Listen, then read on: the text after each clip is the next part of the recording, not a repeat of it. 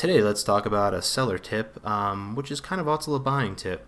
So we're going to talk about buying products on eBay and then flipping them on eBay to make a profit and to get successful revenue streams set up. So there's a few options that you have when you're trying to seek buying things on eBay and flipping them. So we got the first one is going to basically be buying a wholesale lot. So buying a lot of items that are sold as wholesale at a cheaper price because you're buying them in bulk. This will allow you to split these items up and sell them per unit basis, and you can slap your profit margin on each item. Then there's also like drop shipping, where you're actually buying items on, like, let's say Amazon or other websites. I think the big O, I think that was another one. There's a bunch of websites where there actually is successful people that just flip all day. They sell the item, they just sell the listing. They sell the item to the customer pays, and then they actually use the money that the customer used to pay them to actually go buy it on another website, to buy the item on another website and send it as a gift shipment to the customer. So that's another technique. It's like drop shipping. It's a very finicky market. It's very difficult to get a good profit margin on a lot of these items. I've seen a lot of drop shippers, and a lot of them have extremely small margins in regards to the things that they flip.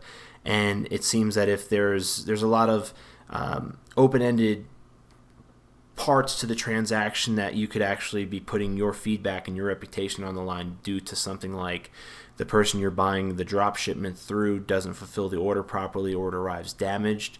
And some people don't really like seeing that they made a transaction on eBay to buy a LCD TV, and an Amazon.com box shows up, and they're wondering what they bought from Amazon and why their order came from Amazon and not from you.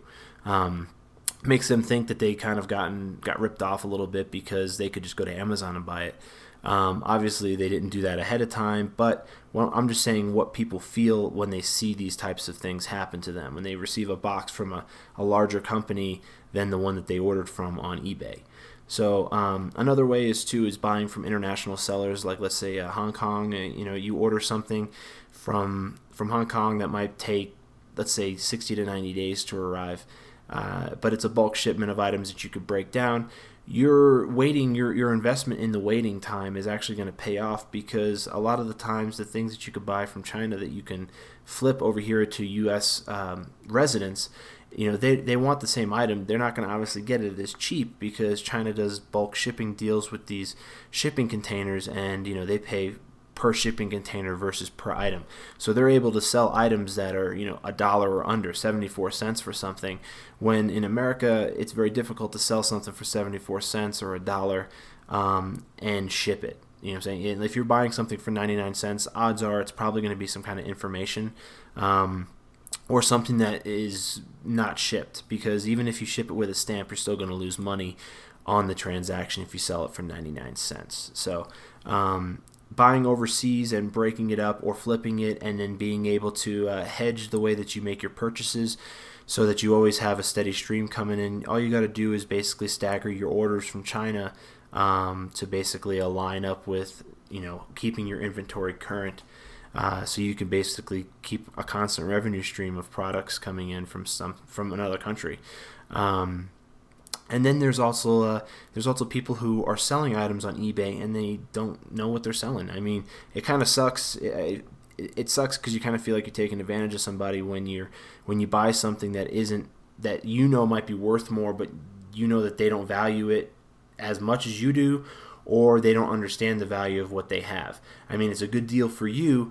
Obviously, don't go out trying to cheat people and con people, but if you see someone that's selling something and they don't know the value of it, I mean, they should be doing their research. So they're not doing their job as a seller by researching what they're selling and comparing it to the market price to get the optimal price that they should be getting for whatever they're selling.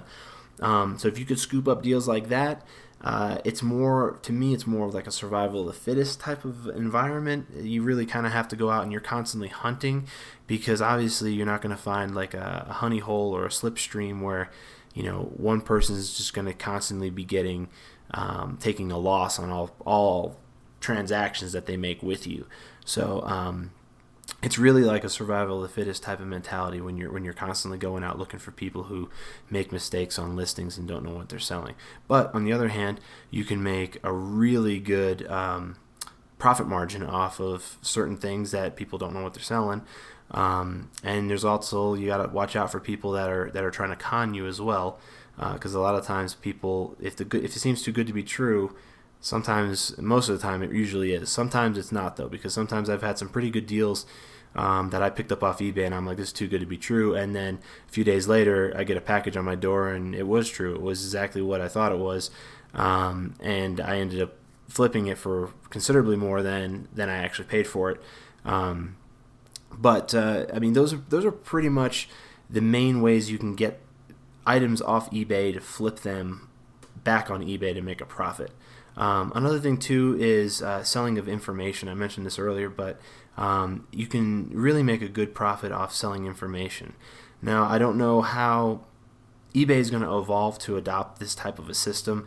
Right now, currently, if you're selling information on there, like an ebook or some kind of information that you have to email, you have to like copy the email of the buyer, paste it into your email that you're going to actually send them with the information, and then you got to hope that email that you send them doesn't get bunked into the junk or spam folder. Even if you have clear instructions in your description that this is going to be an ebook that'll be emailed to you, a lot of people, they don't pay attention to that. They're expecting, a 100-page PDF document to actually be a 100-page physical book that they're buying for 99 cents or $1.50. And you're going to have to deal with the flack on that. So selling information on eBay is a very touchy market. You got to know how to word yourself properly. You can't make it look like they're going to get a physical copy of a book. If you make it look that way, then every single transaction is going to be a bad experience for the customer, and your feedback's going to pay for it.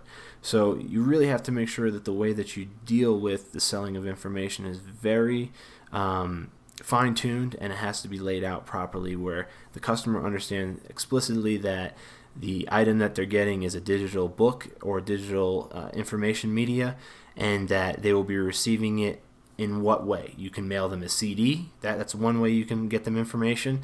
If it's too large to email, obviously you have like a 25 megabyte max on all email.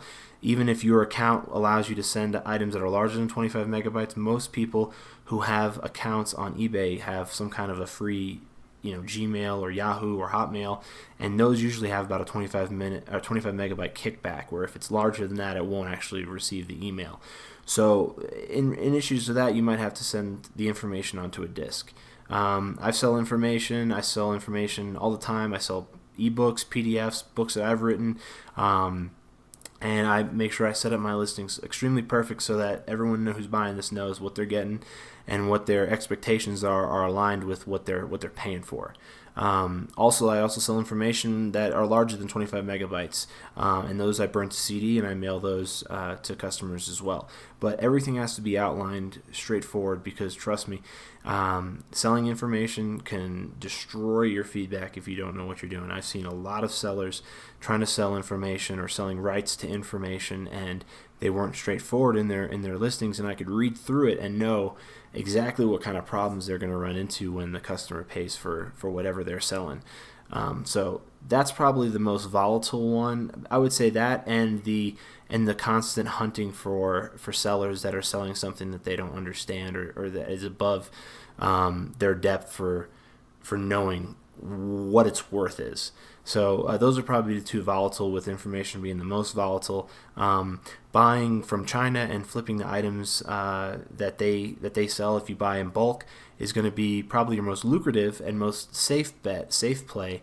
But you also run into the fact of the shipping times, because if the order takes a little bit longer, you might sell out of those items, and then your listing would end, and then that would really hurt the future sales of that item if that listing ends, because you constantly want to have your inventory stocked so that the listing always stays live, because that's the main goal that's going to keep your listing running and keeping that revenue stream alive. And actually, the more you sell of each item, and as that listing builds sales, you're actually going to see your sales increase, because again, the confidence from seeing a large amount of sales on one particular item is really going to instill in the customer that they're going to get a positive experience. So keeping your listings high, keeping your inventory stocked, making sure that you have enough in your inventory and your active listing has a high enough number and quantity that you won't get bought out very easily, because that is an issue. People will buy you out. Sometimes they won't even ask you for a cheaper price. They'll just buy you out, and the whole listing will be taken down. You didn't even know it, but they bought everything. And then let's say that person doesn't pay for what they purchased. Now your listing is taken down because they bought you out, basically, and when you go to relist that listing, you lose all the sales history from that listing. So just be very careful and very vigilant when you're replacing and replenishing your inventory. Never let it get below a certain threshold, because that's going to sell your listing out. And any fixed price listing that you got, that's going to be the key crucial step to keeping that listing a profitable revenue stream for you that's consistent and just constantly exponentially builds. So use this as a little bit of an indicator in regards to buying on eBay, to flip on eBay, and use that as an indicator for different ways that you can make money without actually having to buy locally and buying from a wholesaler locally. You can actually have the items that you're selling bought at your house, shipped to your house, and shipped from your house without having to actually leave your house. Same thing goes with information. If you have any information that you're looking to sell that you think is worthy information that people would want to pay money for, slap it up on eBay. Make sure the listing is proper, and see what people have to say about it. See how smooth the transaction is. You can always evolve your listing based off the feedback of the customers. Some customers might not agree with your pictures. Some customers might not agree with your description. They might think that it's not worded properly, or they might have some confusions. They might ask you some questions. Use the feedback that customers give you to gauge what you should do with evolving your listings. If you have a picture of an item and people keep asking the same question about the picture, is it a box of these, or is it just the few that are in the front of the box?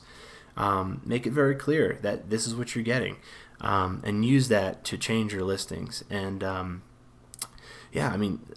try it out, honestly, but I think your safe bet's going to be from buying overseas and flipping that versus the more volatile areas. So hopefully this helps out, get you to build your seller repertoire on buying and selling on eBay. To all of our listeners and those of you who found this content interesting and want more, then hit the subscribe button and like this video. Thanks for tuning into the show.